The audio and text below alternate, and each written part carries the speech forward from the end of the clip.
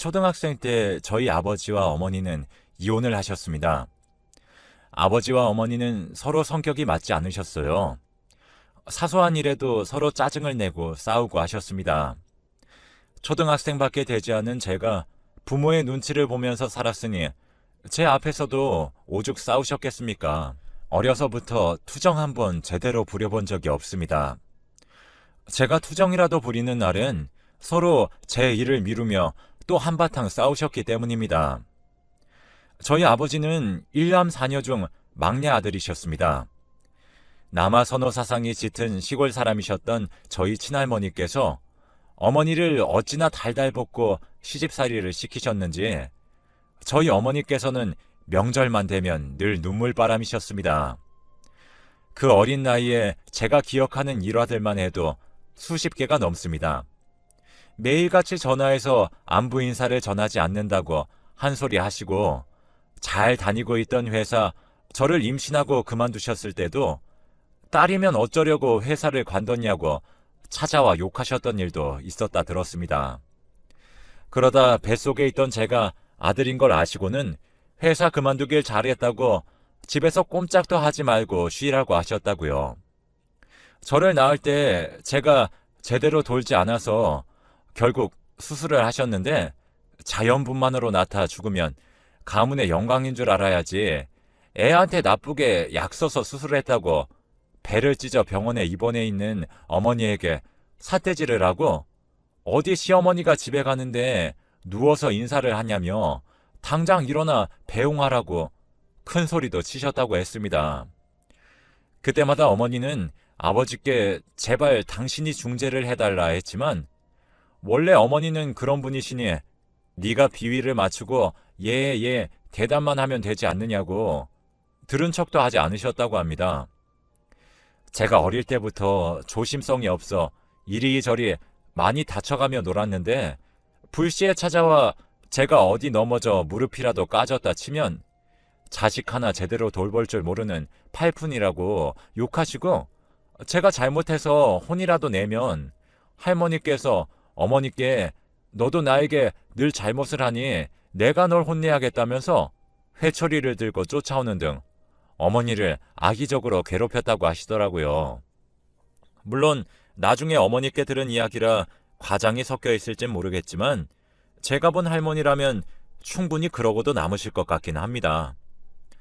어머니는 고된 시집살이에 점점 아버지와 대화하는 법을 잊으셨고 아버지는 늘 할머니 치마폭에 쌓여 매일같이 울분을 터뜨리는 어머니의 행동을 더 이해하지 못하셨습니다. 두 분의 싸움이 자주 일어나기 시작할 때쯤 어머니께서 아버지께 그렇게 엄마 품이 좋으면 네 엄마랑 살아 라고 하자 아버지께서 당연히 우리 엄마가 늙으면 모시고 살아야지 했던 대화가 기억납니다. 그때 그 누구보다 소름 끼쳐 하던 어머니의 표정이 생생합니다. 제가 어머니의 입장이었다면 저도 도망치고 싶었을 겁니다. 하지만 전 어리다는 이유로 어머니의 편을 단 한 번도 들지 않았습니다.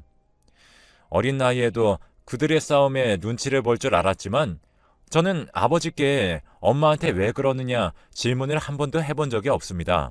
저희 어머니는 세상에 자기 편이 없는 곳에서 살고 계셨습니다. 두 분이 매일같이 싸우는 것을 할머니께서 아셨고 할머니는 또 집을 찾아와 어머니를 달달 볶았습니다.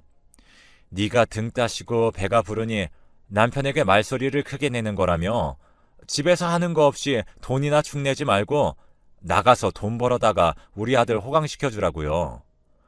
어머니는 무슨 생각으로 그러셨는지 모르겠지만 정말 바로 취직하셨습니다. 경력 단절 기간이 길었지만 그래도 전문직에 종사하셨던 터라 취직이 어렵지 않으셨던 것 같습니다. 할머니는 그제서야 네가 한 일 중에 두 번째로 마음에 든다면서 첫 번째는 아들을 낳은 것, 두 번째는 본인 말 듣고 취직한 것이라고 하셨습니다. 어머니는 대꾸하지 않으셨습니다. 아무래도 어머니의 준비되지 않은 취직은 스스로에게 한 채찍질 같다고 느껴지는 요즘입니다. 취직을 하고 수중에 돈이 쌓이자 어머니는 아버지께 이혼을 요구하셨습니다. 처음 어머니께서 이혼을 요구하셨을 때 아버지는 죽어도 싫다고 하셨습니다. 하지만 어머니는 무척 강경하셨죠. 짐을 싸서 나가시는 강수를 두셨습니다. 집에 찾아온 할머니는 집에 없는 어머니를 향해 욕을 퍼부으셨습니다. 저는 그때부터 할머니가 미웠어요. 하지만 이미 모든 일이 벌어진 이후였고 저는 힘없는 어린아이였습니다. 제가 초등학교 6학년이 되었을 때 두 분은 결국 합의 이혼을 하셨고 어머니는 제가 아버지를 닮아가는 모습이 진절머리가 난다고 저를 아버지께 맡기고 떠나셨습니다. 그 이후로 저는 번호가 바뀐 어머니의 연락처도 모르고 어머니 또한 저를 보러 온 적이 단 한 번도 없었기에 그렇게 서로 모르는 사람으로 살아왔습니다. 처음엔 어머니의 존재가 그리웠지만 몇 개월 지나니 어머니의 존재가 저에게 크지 않았음을 몸으로 깨닫게 되더군요. 하지만 제가 나이가 어렸고 아버지는 늘 일하러 나가셨기 때문에 집에 혼자 있어야 하는 시간이 외로웠습니다. 중학생이 된 이후에는 빨래도 잘 안 된 교복에 냄새가 난다며 친구들에게 무시를 당하기 일쑤였고 저는 그 무시가 너무나도 서러웠습니다. 그 이후엔 뭐 할 수 있는 일이 공부밖에 없었으므로 공부만 주구장창했습니다. 사춘기도 무던하게 지나갔습니다. 누군가에게 빈정거릴 일도 투정을 부릴 사람이 없었기 때문입니다. 저는 그냥 그렇게 감정을 죽이고 쭉 살았습니다. 제가 중학교 졸업을 앞두고 아버지께서 저에게 아무래도 집안일을 해줄 사람이 필요한 것 같다고 하셨습니다. 물론 남자 둘이 사는 집이니 깨끗하진 않았지만 전 혼자 있는 시간이 편했고 이미 무시도 당할 대로 당했던지라 지금 와서 집안일을 해주실 아줌마가 온다는 게 달갑진 않았습니다. 지금까지도 없이 잘 살아왔기 때문입니다. 저는 아버지께 굳이 집에 청소해줄 사람이 필요하느냐 물었고 아버지께서는 저에게 네가 걱정돼서 그런 것이라며 제 핑계를 대셨습니다. 정작 어른의 손길이 필요했던 어린 시절엔 모른 척 하시더니 이제 와서 무슨 바람이 불었나 그냥 그렇게 생각했죠. 그렇게 입학식에 아무도 없이 중학교에 입학했습니다. 혼자 터덜터덜 집으로 가니 집에 누군가 있었습니다. 바로 아버지께서 말씀하셨던 집안일을 도와주시는 분이었죠. 인상이 조금 날카롭긴 했지만 저도 썩 좋은 인상은 아니어서 그냥 고개로만 꾸벅 인사하고 방에 들어갔습니다. 도우미 아주머니는 제게 본인을 김씨 아주머니라고 부르면 된다고 했습니다. 저에게 뭐 좋아하는 음식은 없는지 저녁을 차려주신다고 했습니다. 인스턴트 식품이 아닌 김이 모락모락 나는 밥을 생각하자 갑자기 입에 군침이 돌았습니다. 저는 아주머니께 아무거나 좋으니 팔팔 끓는 찌개가 먹고 싶다고 했고 아주머니는 아주 맛있는 찌개를 끓여주셨습니다. 첫인상과 달리 매우 자상하고 친절하셨습니다. 제가 아주머니를 따르게 된 건 아주 금방이었습니다. 늘 엄마 없는 자식이라 놀림을 받을 정도로 엉망이었던 제 교복 상태나 행동이 많이 바뀌었습니다. 반듯하게 다려진 교복에 보풀 하나 일어나지 않은 옷들, 늘 정리된 개수대라든지 반짝반짝 빛나는 거실 풍경 등등 역시 제가 해보겠다고 해본 집안일들은 너무 미숙했음을 인정하게 되었습니다. 매일 저녁에 차려주시는 따뜻한 집밥은 너무나도 맛있었습니다. 저는 그렇게 아주머니께 마음을 내주었습니다. 누구보다 알뜰살뜰하게 절 챙겨주시던 아주머니는 아주 오래전 남편과 이혼했다 하셨습니다. 이유인즉 아이를 가질 수 없는 몸이라 시어머니의 구박이 심했고 그래서 쫓겨나다시피 이혼을 강요당했다고 하셨습니다. 저희 어머니의 생각도 나고 그 마음이 참 와닿더라고요. 항상 저희 아버지가 오시기 전에 퇴근하고 가시던 아주머니께서 점점 집에 상주하시는 시간이 길어지게 되셨습니다. 아버지의 퇴근 시간도 점점 빨라지기 시작했고요. 어느 날부터 아버지와 아주머니 그리고 제가 겸상을 하며 저녁 식사를 하게 되었어요. 화목한 가족 같은 느낌이 들어서 참 좋았습니다. 아주머니가 집에 와서 살림을 봐주신 이후로 할머니가 집에 오는 일도 줄었습니다. 집안일에 많은 참견을 했지만 아주머니가 오신 이후로 아버지께서 할머니가 마구잡이로 집에 찾아오는 것을 막더군요. 진즉 그러셨으면 이혼하지 않았으려나 하는 생각도 했지만 이미 지나간 일이라 더 이상 생각하지 않기로 했습니다. 제가 고등학교를 졸업하는 날에도 저희 아버지는 일을 나가셨고 저는 아무도 오지 않을 줄 알았던 졸업식에 아주머니가 오신 걸 보고 눈물이 핑 돌았습니다. 초등학교 졸업부터 고등학교 입학까지 쭉 혼자서 아무 사진도 꽃다발도 없이 졸업했었거든요. 하지만 고등학교 졸업식엔 아주머니가 꽃다발을 들고 와주셨어요. 저는 정말 눈물을 참지 못하고 꺽꺽 소리를 내며 울었어요. 아주머니는 저에게 졸업식엔 원래 짜장면을 먹는 거라며 중국집에 데려가 짜장면에 탕수육까지 시켜주셨습니다. 아주머니도 저희 집에서 일을 하시는 분인데 저에게 이다지도 큰 신경을 써주시다니 제가 어찌나 감사하던지요. 그 이후엔 저도 더 잘했습니다. 공부머리가 좀 있었던 터라 무난히 원하던 대학에 입학할 수 있었고 마치 제 자식 보낸 것처럼 아주머니께서 기뻐해 주셨습니다. 대학 입학 용돈이라며 저에게 100만 원이라는 용돈도 주셨습니다. 저는 한사코 거절했지만 자꾸 거절하면 속상하다는 아주머니의 말에 어쩔 수 없이 받아 통장에 고이 모셔둔 기억도 있습니다.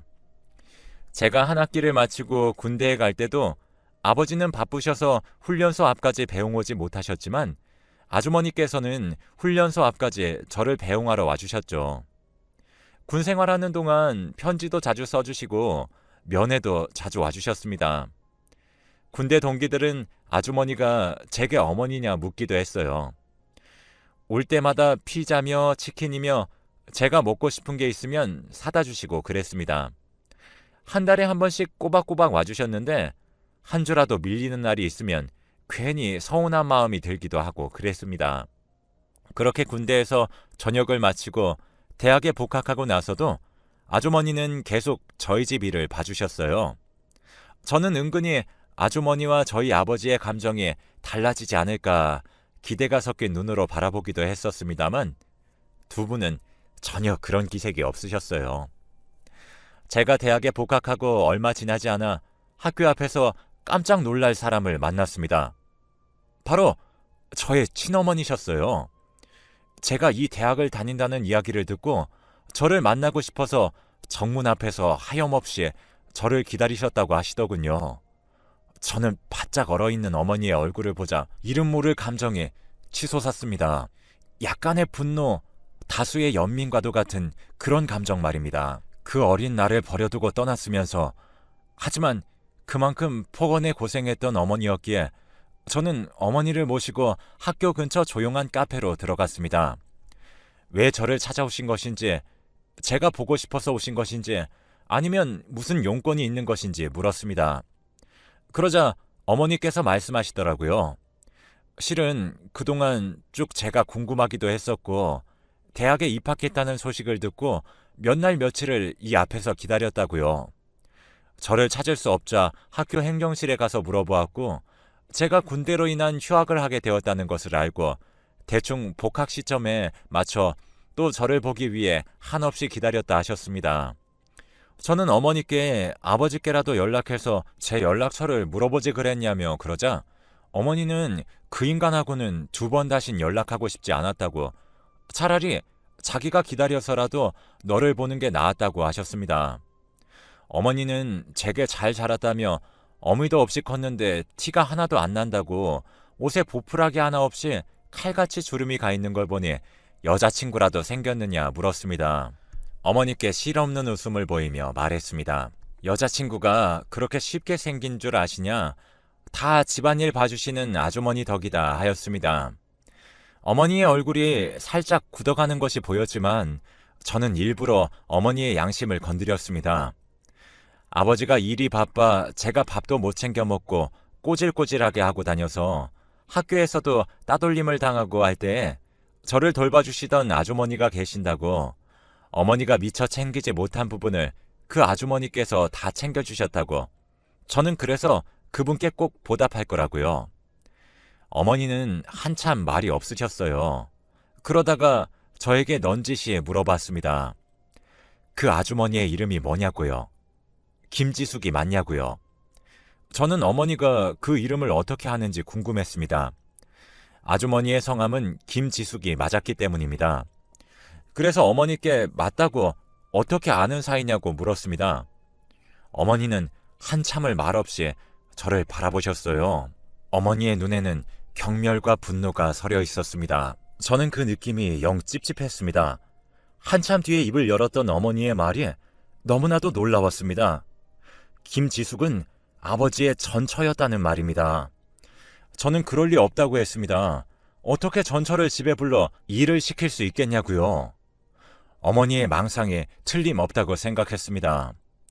어머니는 한숨을 쉬며 말했습니다. 그 여자는 아이를 갖지 못하는 몸이라 너네 할머니께 쫓겨났던 거라고요. 아주머니가 했던 말과 일치했습니다. 사연인즉 아주머니는 아이를 낳지 못하는 몸이라는 것을 결혼하고 알았다고 했습니다. 아주머니와 아버지는 학창시절부터 열렬히 사랑했던 사이였다고 동네에서 모르는 사람이 없을 정도로 유난을 떨며 연애를 했었다고요. 서로의 집에서도 인정할 만큼 서로에게 잘했고 알콩달콩하게 살았다고요. 결혼을 앞둔 시점에 아주머니네 가족이 큰 사고를 당했고 아주머니는 골반이 조각조각 부서지면서 아랫배에 강한 충격을 받았고 그 때문에 자궁에 문제가 생겼다고 했습니다.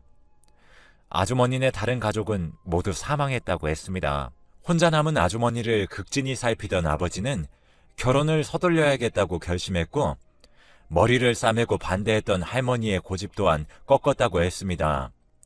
할머니는 절대 사람을 잡아먹는 년이랑은 결혼시킬 수 없다고 귀한 막내 아들은 그런 여자와 결혼시킬 수 없다 심하게 반대했는데 아주머니는 아버지를 보살폈고 시도 때도 없이 할머니 댁에 가서 집안일을 하고 허드렛 일을 하며 그렇게 챙겼다고 했습니다.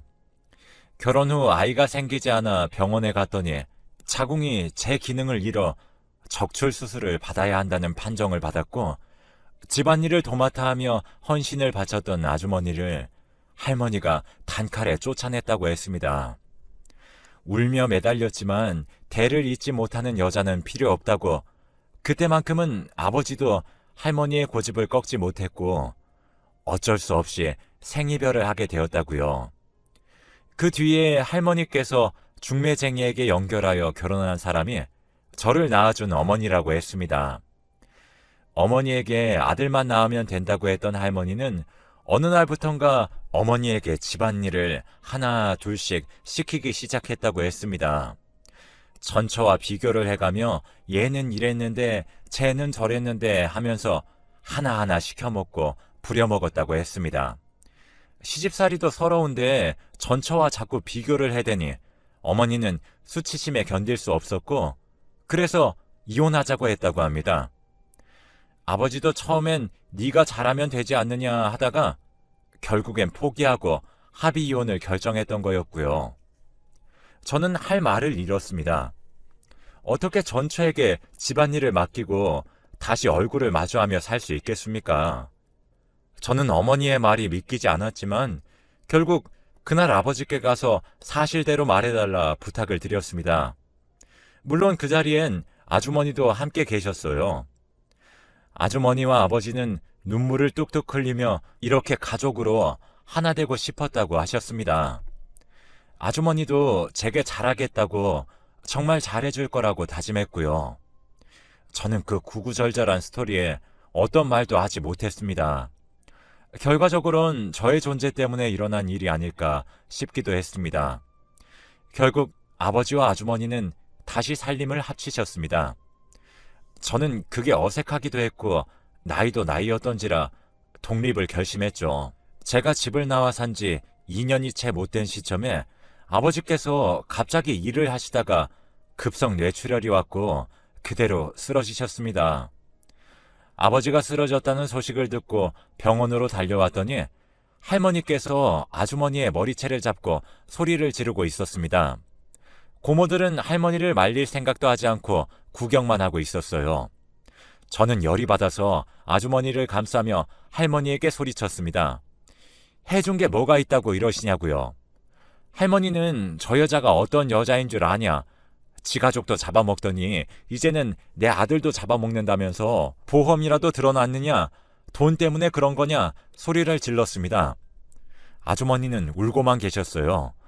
저는 할머니께 보험금이고 나발이고 돈에 눈독 들일 생각 말고 아주머니가 없다고 해도 그 돈이 할머니 돈이 되는 것도 아니니 제발 꺼지시라고 욕했습니다. 할머니는 내가 널 어떻게 키웠는데 하시며 우셨고요.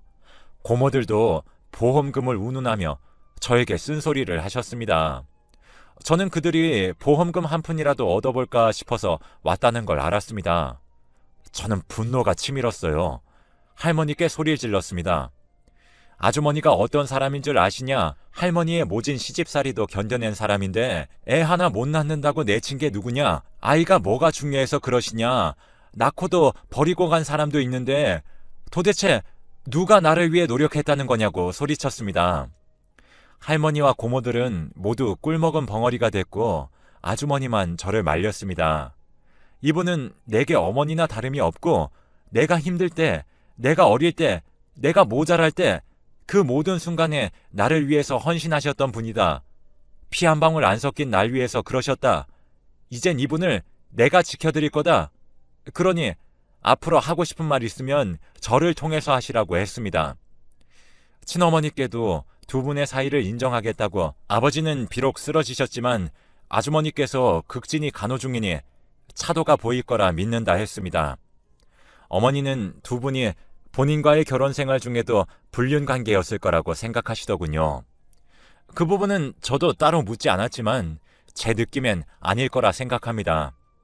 아주머니는, 아니, 새어머니는 정말 천사 같은 분이시니까요. 그 후로 3년이란 시간이 지났고 아직도 아버지는 재활치료 중이십니다. 가끔 고모들이 연락을 해오긴 하지만 저는 딱 잘라 연락하지 마시라고 합니다. 새어머니께도 할머니가 몇 번 연락을 시도하셨더라고요. 하지만 제가 새어머니께도 신신당부를 했습니다. 앞으로는 우리 가족 셋이서만 행복하게 살자고요. 새어머니 덕에 제가 사람답게 살고 있는 것이니 평생 효도하겠다고요. 그날 새어머님이 엄청 우시더라고요. 하지만 비로소 한 가족이 된 것 같아 제 마음이 풍요롭습니다. 여기서나마 이렇게 털어놓게 되어 속이 시원합니다. 남들이 보면 콩가루 집안이라 손가락질 할지 몰라도 새어머니와 아버지 그리고 저까지 모두 행복한 미래